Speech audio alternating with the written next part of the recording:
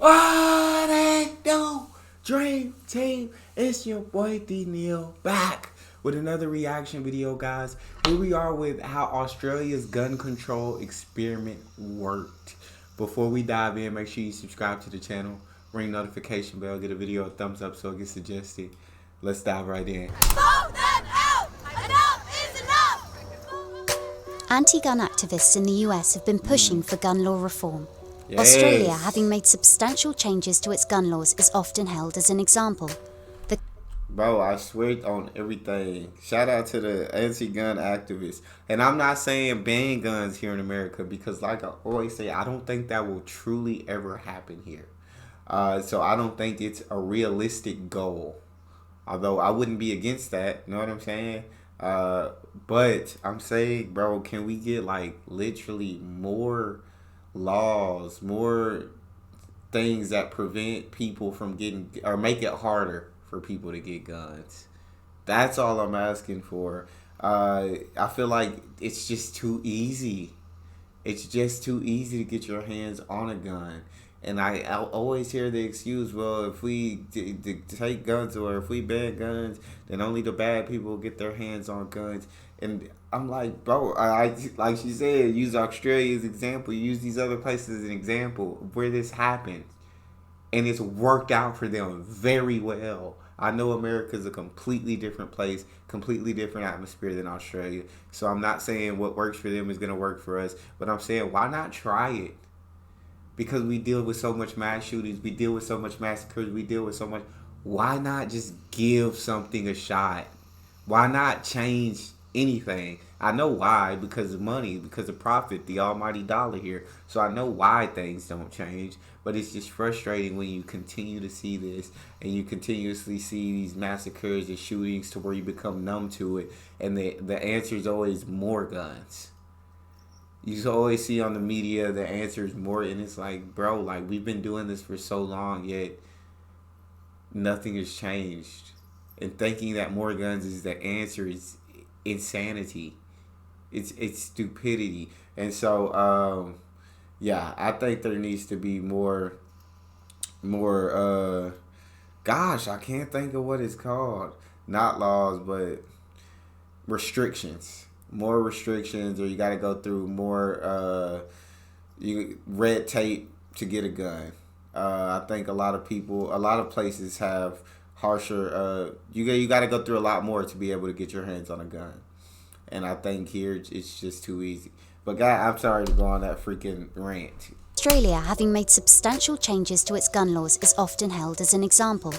The country has a very low rate of gun-related homicide when compared to the US, where people are at least 20 times more likely to be murdered by firearms. That is legit insanity. Wow. More than 20 times more likely. Look at the graph, bro. That's so freaking dumb. It's crazy, bro. Stricter gun controls can't stop every mass shooting, but they have made Australia a significantly safer place. Here's how.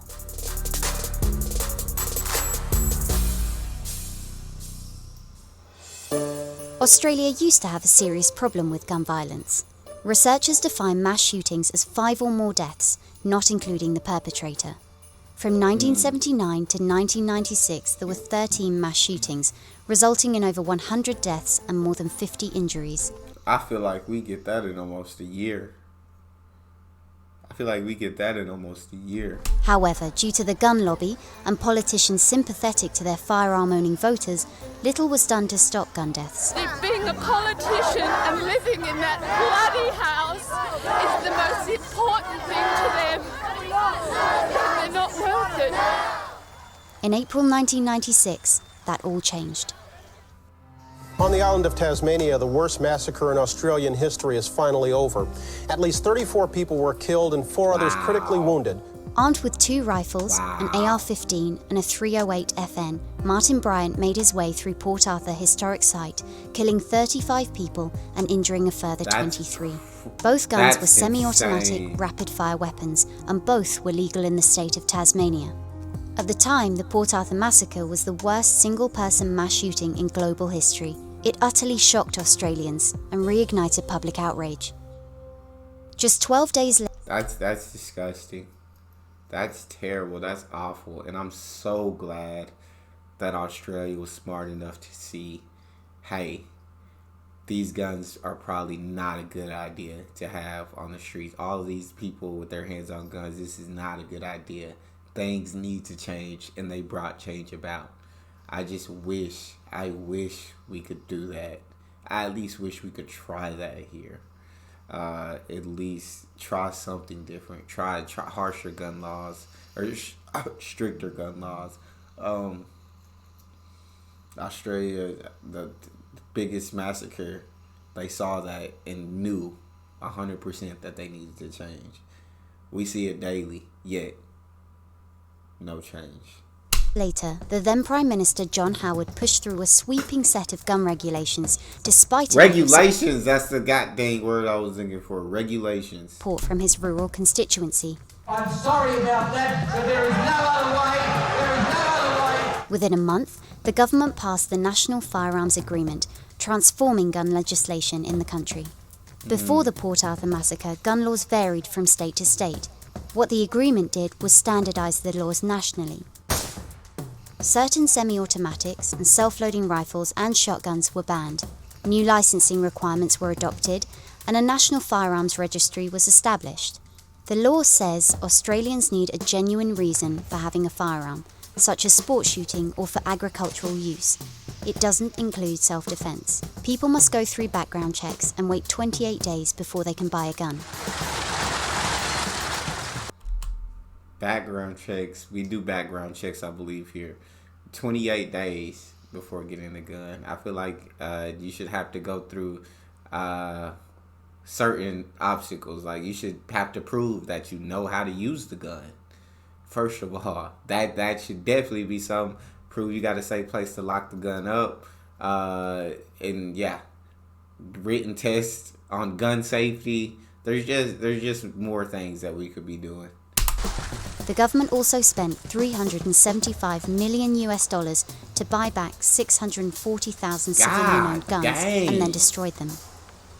After the gun law reform, the total number of homicides involving a firearm decreased by half. The total number of gun-related deaths fell rapidly as well, dropping more than half in 2016 compared with 1996. Australia didn't see a single mass shooting from 1996 to 2018, more than 22 years. However, anti-gun activists warned that following years of lobbying by pro-gun groups, Australia's strict gun laws have been eroded, and gun numbers are almost back to the same level as at the time of the Port Arthur massacre. Are you serious? In May 2018, a family of 7, including 4 children, were shot dead in an apparent murder-suicide in the state of Western Australia. Wow. This brought back painful memories and uncertainty about the issue many thought had been resolved. Australia is not totally immune to mass shootings, but its response to the Port Arthur massacre demonstrated how strong political leadership and strict gun control policies can help curb violence and save lives. Exactly, bro. I honestly didn't know that their guns were back to where they were before the gun laws started, or before they enforced the National Firearm Agreement. But you saw the drop. You saw the huge drop. You know what I'm saying? When they put these harsher, stricter gun laws out, and so I don't understand why we can't take a lesson out of their playbook and try the same. Just try the same. See how it works, because it's ridiculous that as an American that you get numb to watching the news and seeing that there's gun violence. You feel bad for a day and seeing a school shooting or a mass shooting, and then the next day you just kind of go about life as if nothing ever happened, because it happens so much and it happens so often. It's sickening. But that's all we got for that. You guys have a favorite video suggestion, you can subscribe to Patreon or drop it in the comment section. It's your boy D Neal, out.